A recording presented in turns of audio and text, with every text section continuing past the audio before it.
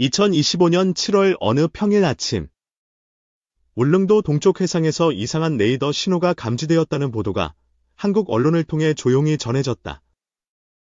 하지만 그로부터 불과 몇 시간 만에 미 해군의 이지스 구축함 두 척이 일본 요코스카 기지를 떠나 동해상으로 급파됐다는 사실이 확인되면서 상황은 일대 혼란으로 바뀌었다. 언론은 훈련 목적이라는 미 해군의 설명을 전했지만 군사 전문가들은 입을 모아 이렇게 말했다. 훈련. 그런 설명은 일반 대중에게나 통하는 말이지. 실제로는 완전히 다른 차원의 상황입니다. 울릉도 인근 해역. 그 중에서도 동도에서 북동쪽으로 약 50km 떨어진 해상. 이곳은 한국의 배타적 경제 수역, EEZ, 안에 속하지만 동시에 러시아와 일본, 그리고 중국과의 해양 이익이 겹치는 전략적 요충지다. 그러나 이번에는 안보나 영토 문제가 아닌 자원이 중심에 있었다. 지질 탐사 장비를 장착한 한국해양연구소의 선박이 이 해역에서 지층을 정밀 분석하던 중 석유와 가스가 혼재된 대형 매장 지대를 포착한 것이다.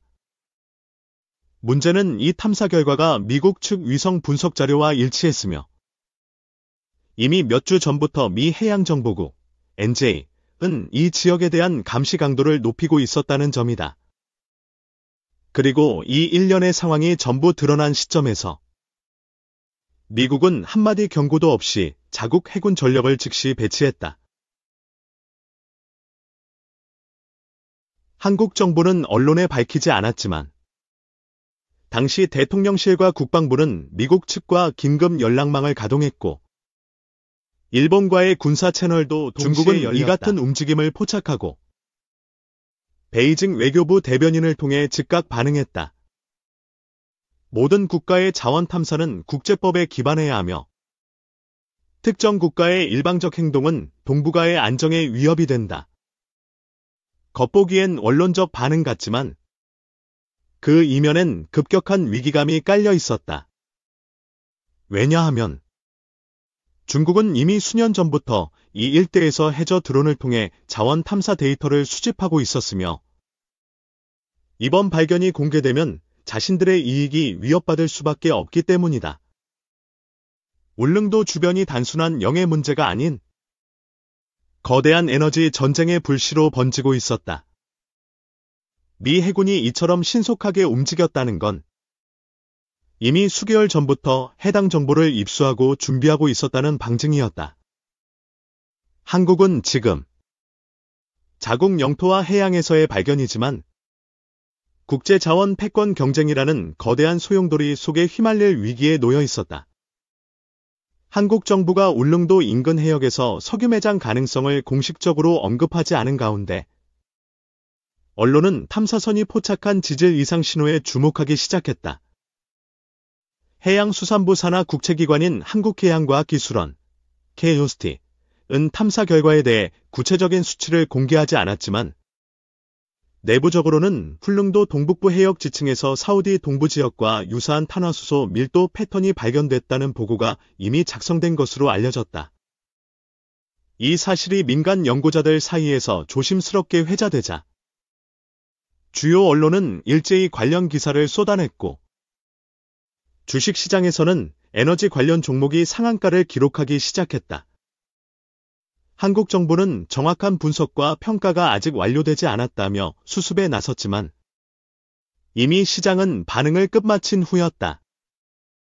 그와 동시에 외신들도 주목했다. CNN은 한국 동해상에서 중동 수준의 석유층이 존재할 가능성에 대해 보도했고 니혼게이 자이신문은 한반도 에너지 지형이 뒤바뀔 수 있다고 경고했다. 문제는 여기서 끝나지 않았다.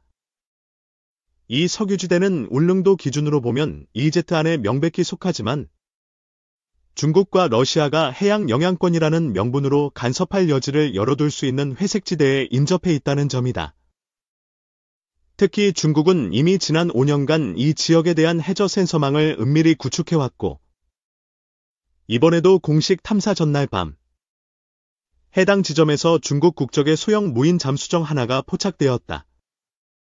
그 후 미국의 긴급 출동과 연결되며 의심은 현실로 바뀌기 시작했다.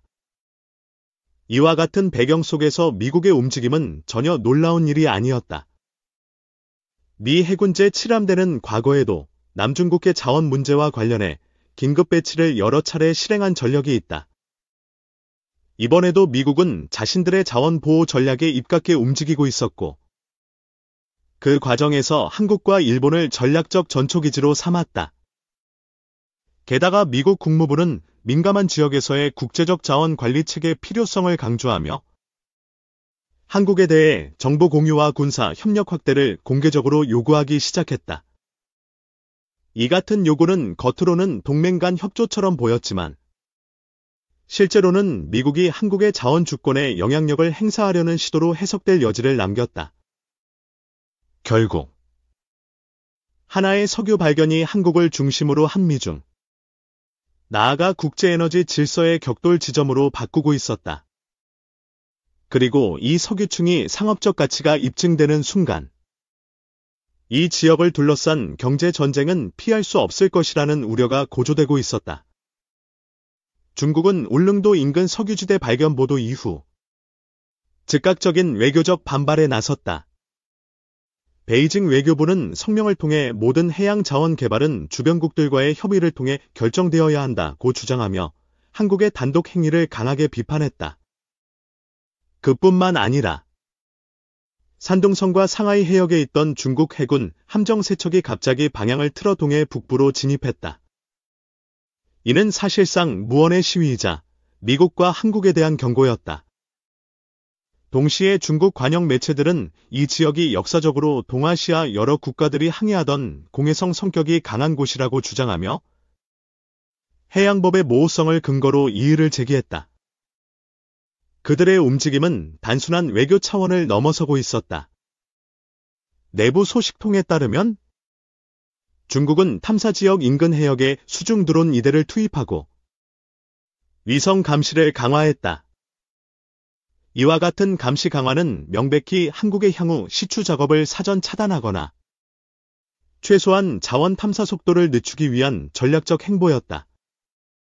특히 주목할 만한 점은 중국이 러시아와도 협의 채널을 개설했다는 사실이다.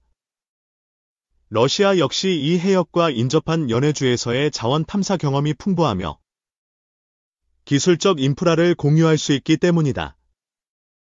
실제로 블라디보스토크 인근의 해양연구소에서는 울릉도 남동 해역의 자원 매장 가능성에 대해 연구한 논문들이 최근 급증한 것으로 알려졌다.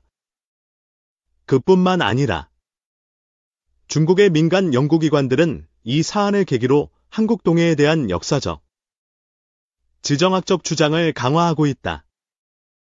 조선시대 울릉도 해역은 명나라와 교역 항로였다는 식의 근거를 내세워 국제사회에서 한국의 EEZ 주장에 의문을 던지려는 의도였다.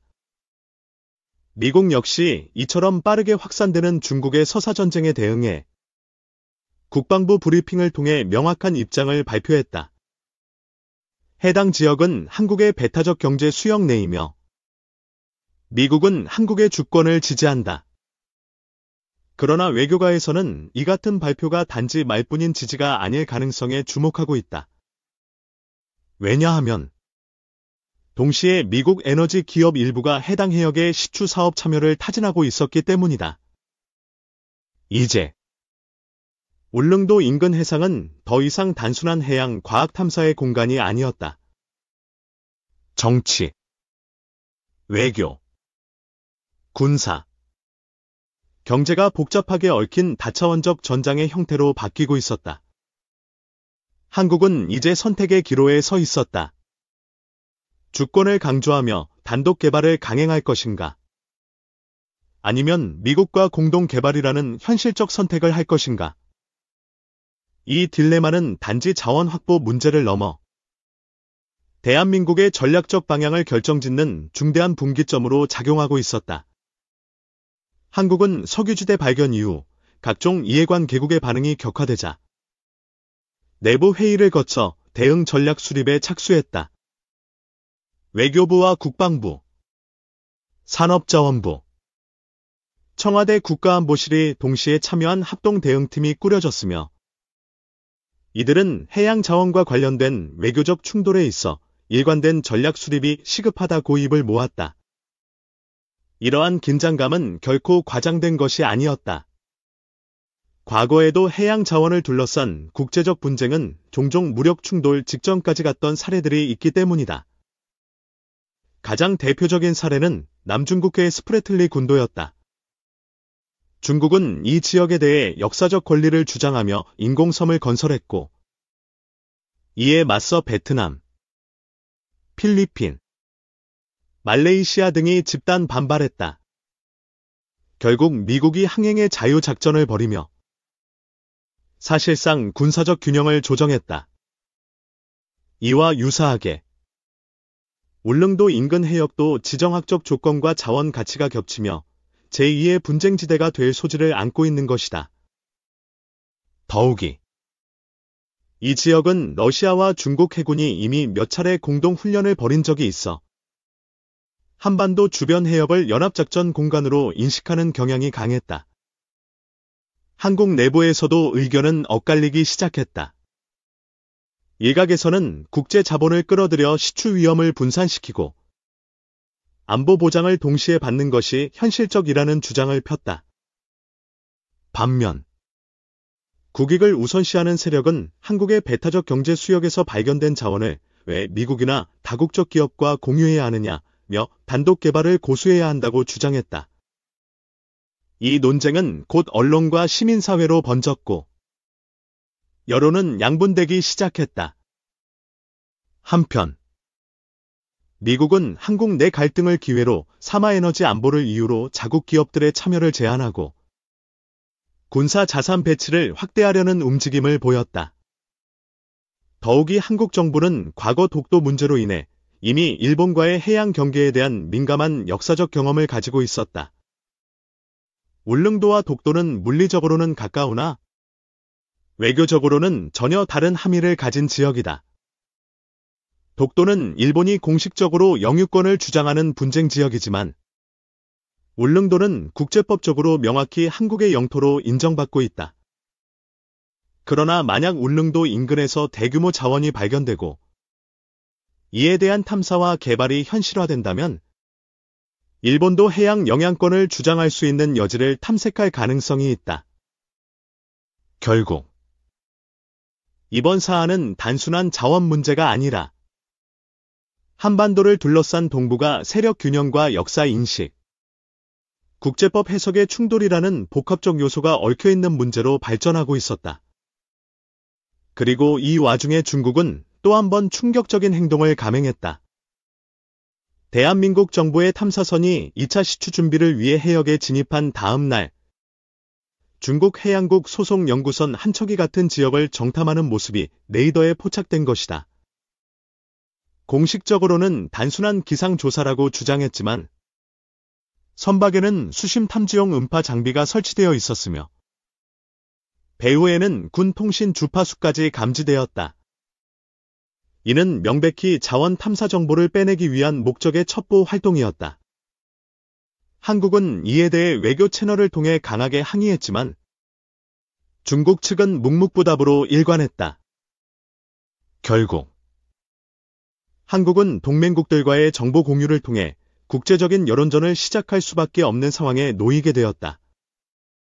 중국의 움직임이 더욱 노골화되자 한국 정부는 내부적으로 새로운 군사적 대응 시나리오를 검토하기 시작했다. 국방부는 동해 해역의 공해상에 위치한 전략적 감시망을 확장하고 울릉도 기지에 위치한 해상초계기 출동 빈도를 2배로 늘렸다. 또한 공군작전사령부는 경북 지역과 강원도 양양 공군기지를 통해 전자전기, 정찰기, 드론 전력을 점진적으로 증강시키는 방안을 마련했다. 이 모든 조치는 표면적으로는 정례적인 방어력 강화라고 표현됐지만 실상은 잠재적 자원 분쟁에 대비한 전술적 대응이었다. 이와 동시에 청와대는 미국과의 안보협 매체를 가동해 동맹 차원의 해양 감시 및 대응 작전을 요청했다.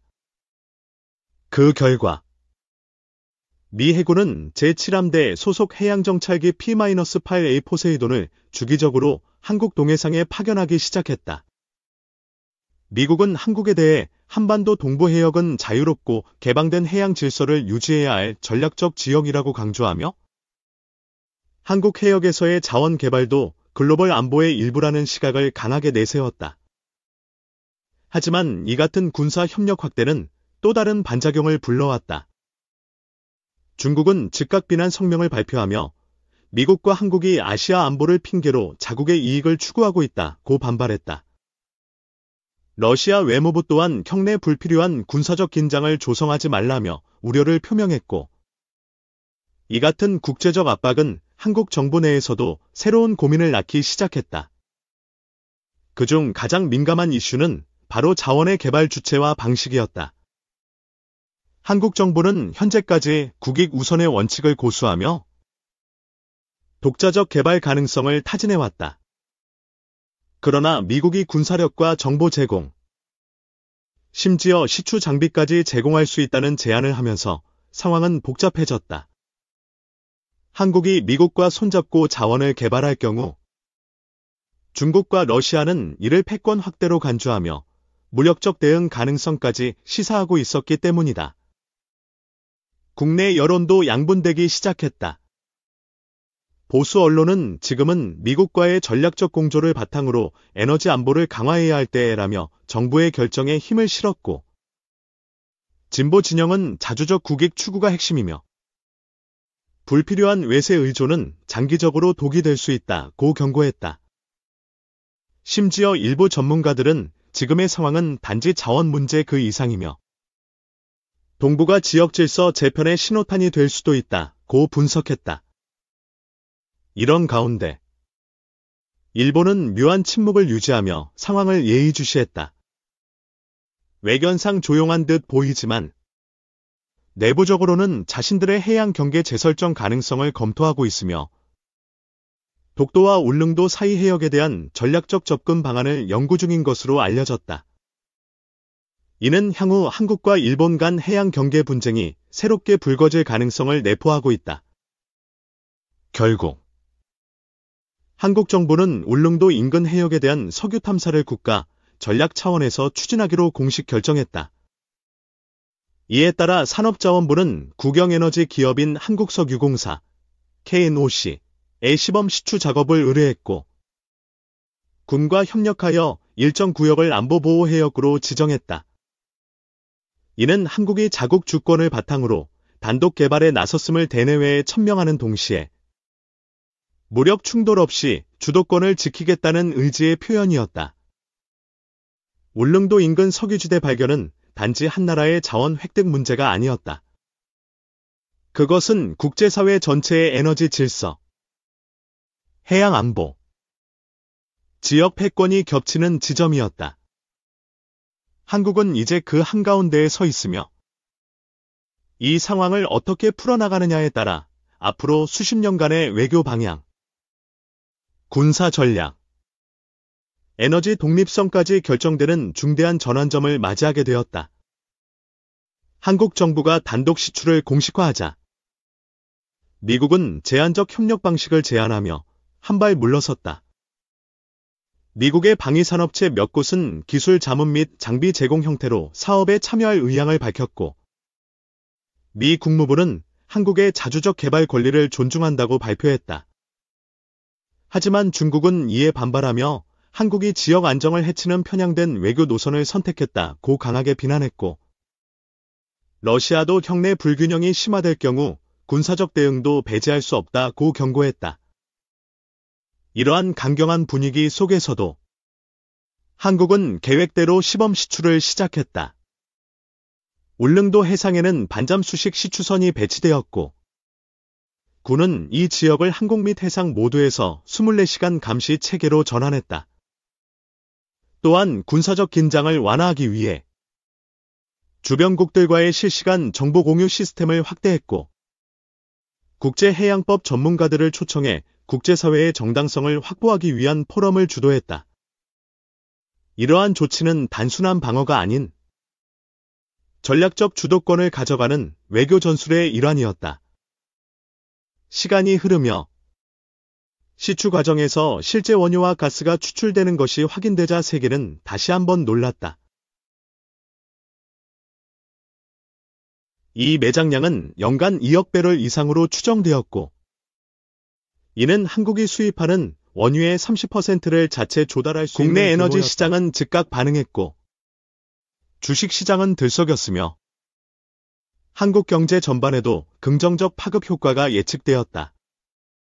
그러나 이러한 경제적 성과 뒤에는 여전히 외교적 지뢰밭이 남아 있었다. 중국은 시추가 본격화되자 자국 어선 보호 명목으로 이 해역 주변의 해경함과 민간 선박을 투입하며 사실상 해양 포위를 시도했다. 한국 해군은 이를 좌시하지 않고 대응 함정을 배치해 항로를 지켰다. 국제사회는 이 같은 상황을 우려하며 모든 당사국은 군사적 충돌이 아닌 외교적 해법을 우선시해야 한다고 촉구했지만 긴장감은 여전히 팽팽하게 유지되고 있었다. 이제 질문은 하나로 수렴된다. 한국은 앞으로 어떻게 이 자원을 지켜내고 동시에 국제사회와의 협력을 유지할 수 있을 것인가? 해답은 단순한 기술력이나 자본이 아닌 정교한 외교 전략과 국민적 결속, 그리고 냉철한 판단력에 달려있다. 울릉도 해역의 석유는 단지 검은 액체가 아니다. 그것은 한국의 주권과 미래, 그리고 동북아의 질서를 가늠하는 상징적 자산이 된 것이다. 이제 대한민국은 자원 강국이라는 새로운 지위를 얻었지만 동시에 더욱 정교한 외교력과 안보 전략을 요구받는 나라로 변모하고 있다. 끝없는 바다 아래 묻혀있던 자원이 이제 바다 위의 질서를 다시 쓰고 있다. 그 질서의 중심에 선 한국. 그 미래는 지금 이 순간에도 새롭게 쓰이고 있는 것이다.